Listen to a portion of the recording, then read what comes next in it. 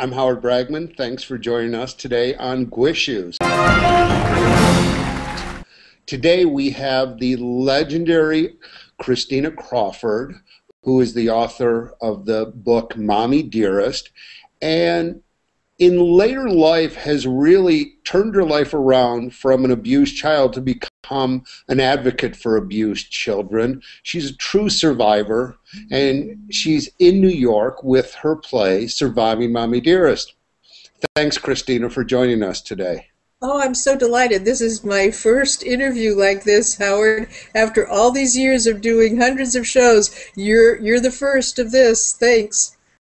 Well, it's got to start somewhere, and it's a great way to do it. And I know people have lots of questions, and I went to the show this weekend, and people had questions. And the one question that somebody asked, that was the first question I was going to ask, was, because of the movie, not the book so much, but because of the film, Mommie Dearest has turned into something of a camp classic, a cult film, something that people like to laugh about and scream no wire hangers.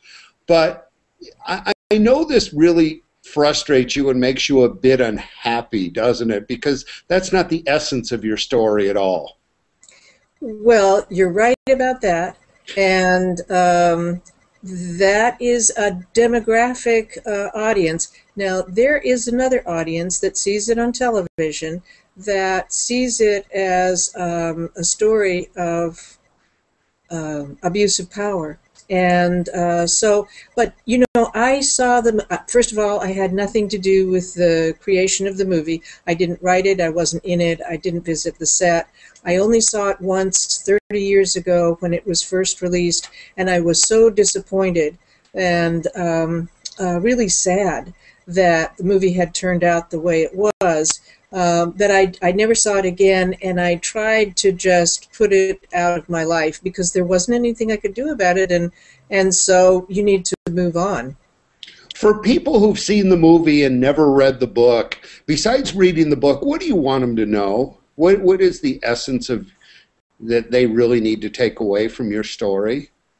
Well, I did a serious radio interview with Frank DeCaro after he had seen the show here in New York, Surviving Mommie Dearest at the Snapple. And what he said to me on radio, so it's public information, not private conversation, that he didn't think he could ever laugh at the movie the same way as he did before, because now he realized that it had happened to a real person and it really hurt. Yeah, it's not funny at all, and ironically, when the book, what was the year the book came out? 1978. Yeah, and I had just graduated college, and I was in Chicago. My first job was a bookstore off of Rush Street in Chicago, and yours was our first big hit when I was running the bookstore. Yeah. And I'll never forget people just clamoring for copies. But I'll also never forget there are a lot of people who defended Joan Crawford and criticized you at the time, weren't there? Well, there were some, but I think we have to put that all in perspective. Those were the people that the media picked up and repeated and repeated and repeated ad nauseum. What they didn't hear and didn't see was the thousands and thousands of letters that came in to me from all over the world, from all different kinds of people, and they were telling me that this was the first time that they ever felt validated, that they knew that they weren't crazy, that somebody had the courage to stand up, and that it had saved their lives. So that's what the media never covered. Well, and I think people who were quote-unquote friends of your mother would have never, your mother, while she had a lot of issues, wasn't stupid enough to, in most cases, to be abusive in front of important, famous people, right? Like most abusers, they do it in private. But unfortunately, Howard, it did happen. There's a famous. I have no doubt about that, Christine. There's a couple of famous stories that people knew. One happened to my brother. He had, like all kids seem to do, fascinated by matches. He played with some matches, and it set a piece of paper in a trash can on fire in front of a lot of people, She took his hand. He was a little tiny kid, 3 or 4 years old, and took a lighter and burned his hand in front of all those people. They could not believe what had happened. There were many instances like that. Howard, Hollywood was a completely controlled corporate town, company town in those days, and everybody was scared of losing their job. Everybody knew. The public knew through servants that wouldn't come to the house anymore. But when you know and you don't do anything, maybe you have a guilty conscience, and it's easier to be in denial and blame the messenger for the bad news rather than take responsibility for your own actions. What made you write the book? Injustice. I'm sorry? Sorry, I didn't mean to interrupt you. No, what was... Injustice made me write the book. All my life I have been a fierce advocate of social justice for myself and for other people.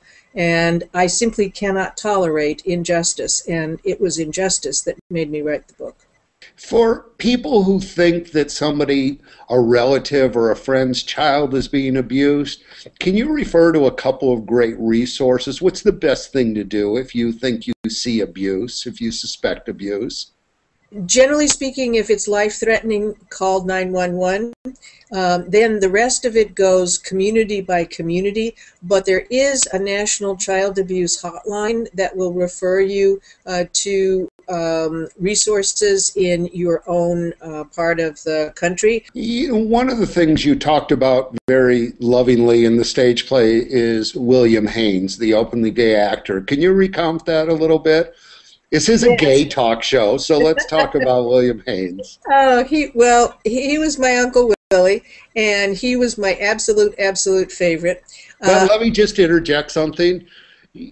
Joan made you call a lot of men she was dating uncle, right? Yes. He was, all of them. all of them. But he was one who truly was uncle-like, right? Yes, he was. And he and his partner, Jimmy Shields, were absolutely my favorite. And when I was a little girl, I didn't realize that he had been an actor. I didn't know that. I did later on, but not in the beginning. And what was so wonderful about him, one thing, that he had a fantastic sense of humor. He was a very large man, and he had a sort of a booming laugh and a wonderful sense of humor. He and my mother told dirty jokes, which I didn't understand one bit of.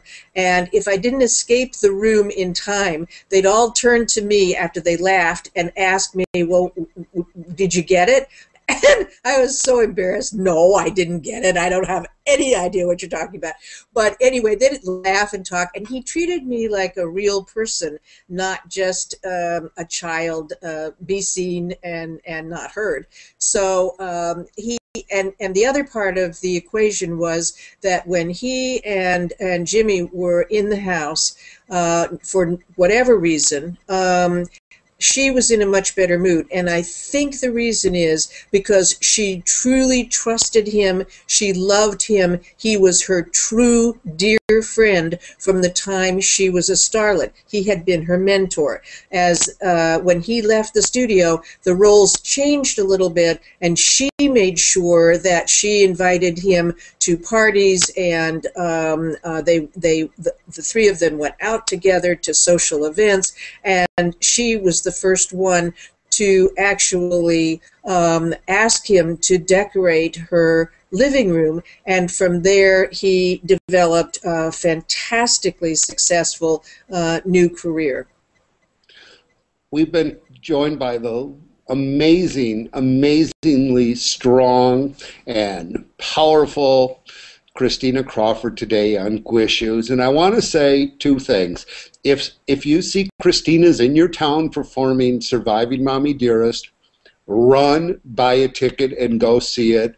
And if you've seen the movie Mommie Dearest, you don't know the whole story. Go buy the book. Thank you, Christina. It was a pleasure having you today. Thank you, Howard.